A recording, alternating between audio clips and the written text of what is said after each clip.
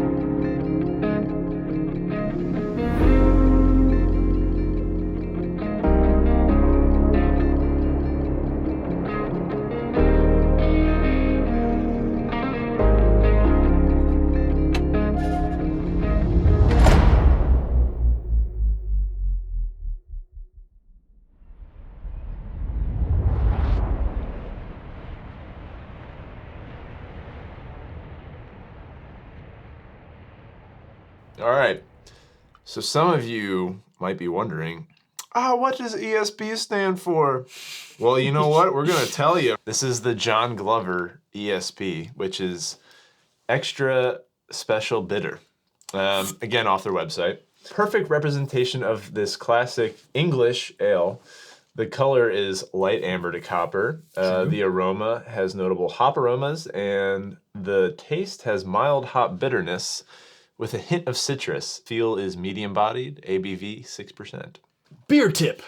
Beer tip! If you open your mouth when you you smell any kind of alcohol, you actually can smell it better because it actually hits your taste buds. Oh, shit. So mouth closed, I smell nothing. Mouth open, I actually do smell hops. It's a baby's first IPA. Baby's first IPA. It's time for some beer facts. Beer smarts! Zach and I are gonna go head to head, 1 for 1, on some beer freaking trivia. Here, so I'll give you, let's shuffle these here. Joint, you joint. So I'll give you 5. I get 5, you get 5. We're I'm tallying not it up. Oh, here, let's do this. As my dad always used to say, if you were in Vegas, they'd shoot you. Was that 4? Yeah. 5. Can't count. Are you ready for your first question? First. You got a 50-50 chance at this one. After repealing Prohibition, President Roosevelt said, "I believe this would be a good time for a beer." That's absolutely true. It is. Yeah, it is. 13 years, 10 months, 19 days, 17 hours, and 33 and a half minutes. Prohibition ended nationwide on December 5th in 33, having officially taken office early in 33. Roosevelt asked Congress to amend, this is a lot of information, amend the Volstead Act to legalize beer within 3.2% alcohol, finally ratifying the 21st Amendment. You can still find 3.2% beer in Oklahoma, Kansas, Missouri, Minnesota, Colorado, and Utah. So that's pretty low. Yeah. We're adults here. All right, so 1 point for you. Yeah, 1 point for me, baby. All right, you ready? Hit me with it. All right, question for you. What type of beer is generally considered the best complement for a hamburger? A, amber lager. 2, lambic. 3, wheat beer. Or D, barley wine. Let me say wheat beer. Wrong, sir. Oh, whoa. Amber lager. All right, amber lager, especially American one, is a refreshing beer with enough bitterness to cut through condiments like onions, mustard, ketchup. Lambics tend to be acidic and good with seafood unless they're made with fruit. Real men eat quiche with tangy wheat beer and accompany their creme brulee with sweet barley wine, which, despite its name, is beer. But as with all food and beverage pairings, whatever you prefer is what is best. So that's right, because it's what I prefer is best. Unbelievable. All right, hit me. What special interest group lobbied Wisconsin to change the state drink from milk to beer? All right, there are 4 options. United Brewery Association, International Fraternity Council, PETA, or Anheuser-Busch. Oh my gosh. I want to say it's the fraternity. It's PETA. It's PETA? In 2000, people from PETA contested that milk is harmful to humans and meant only for calves, and therefore launched a Got Beer advertising campaign. The impact of a six-pack of pale ale on a 4-year-old, and after Mothers Against Drunk Driving protested, they ended the program. You have got to be kidding me. PETA strikes again. Bro. If they're not outside the mall with the fur coats, they're changing. We gotta keep that one here. That's how we know you scored okay, one. we're That's there. critical. Okay. Oh, PETA's at it again, man. All right. Well, PETA just gained a new fan. Man, this is dumb. Can I scrap this card? If you really feel like you should, This is the easiest question. I need a gimme point. Let's keep it interesting. All right. Give it to me. ABV stands for alcohol by variance. False. You didn't even tell me it was a true/false question. And it's Alcohol by false. volume, friends. Volume. The amount of alcohol in beer with regard to the percentage volume of alcohol per volume of beer.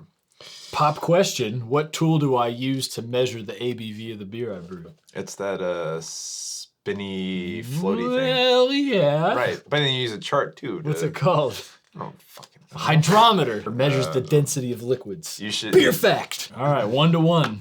Ad age related. So it's like a magazine or something. adage. Ad age. It's like a whatever. Related.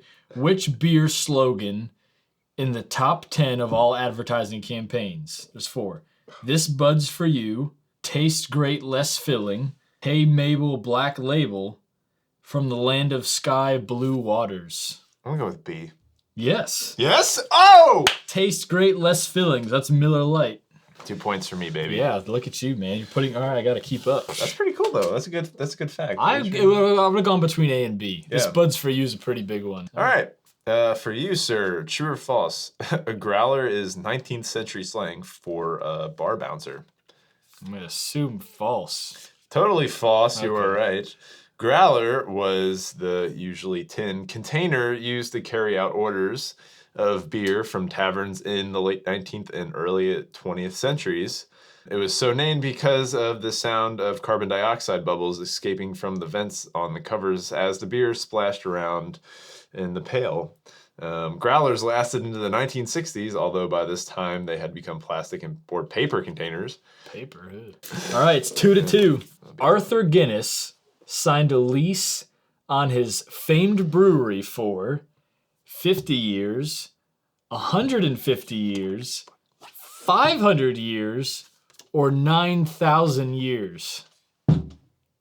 Are you kidding me? It's gonna be one of the last two. What is it, 500, 9,000? It's one of those two. 500 and 9,000. 9,000 seems ridiculous. I'm gonna go 500. It's 9,000! No! Are you kidding? That's ridiculous. In 1759, Oh my God. the inexperienced brewer signed a 9,000-year lease on the then St. James Gate Brewery in Dublin. I should have known. Question. All right, answer. Beverage can pull tabs. Oh, sorry. Question. This is like pig Latin. Beverage can pull tabs were invented in 1942, 1952, 1962, 1972. 52. 62. Oh, 10 years off. One of the greatest modern inventions, the pull tab. Greatest modern inventions? Are you kidding me? Right behind sliced bread. Yeah, seriously. The pull tab was invented in Dayton, Ohio Hey. in 62. Shout out. Iron City Brewing launched the first beer can with a pull tab in 63. Within 2 years, 70% of all beer cans had pull tabs, or snap tops as they were called. The only problem was that people dropped the tabs all over the place, causing a frustrating litter nuisance, and was unresolved until the stay tab was invented in 75. So they came off then. They popped and they came off. Yeah, sounds like it. Prior to 62, maybe. Because they had a So huge you would thing. open it with a can opener. Like you would have to cut around the can and like before the pull tab. Still worth it for a beer. Oh, absolutely. Is it? Call me Edward Double Can Top. No, never mind. True, false. Baseball's National League was once known as the Beer and Whiskey League. That's absolutely true. False. Fuck me. The National League outlawed beer sales, thus causing the rival American Association, also known as the Beer and Whiskey League, to spring up. The beer and baseball go together like apple pie and ice cream. Miller Park, Coors Field, Busch Stadium. This is for the W. All right, let's get it then. All right. Question. Beer stein lids. Ha! Ooh, all right, I've got a demonstration. Beer stein lids were created to A, keep out dust, B, it's flies. Protect against the plague, C, make sure no one drinks your beer, D, identify personal mugs. Oh. This is for the I'm going to go with B. The plague? Yeah! Yes! Of course the brewmaster. Dude, that is so irrelevant. In 2021, we need beer toppers to protect us against the plague. Back in the 14th century, when the bubonic plague decimated the population of Europe, it was considered wise to cover food and drink whenever possible. Hence, the lid, which is all that really separates a stein from an ordinary beer mug, true. The lid also had the added benefit of keeping out flies. So you were right. Okay, there was something there. I don't know where I heard that from, but yeah, flies, okay. Which were ubiquitous in many medieval pubs and enjoyed having a sip or two of their own. So you win this, 3-2. Close margin, my friend. Yeah.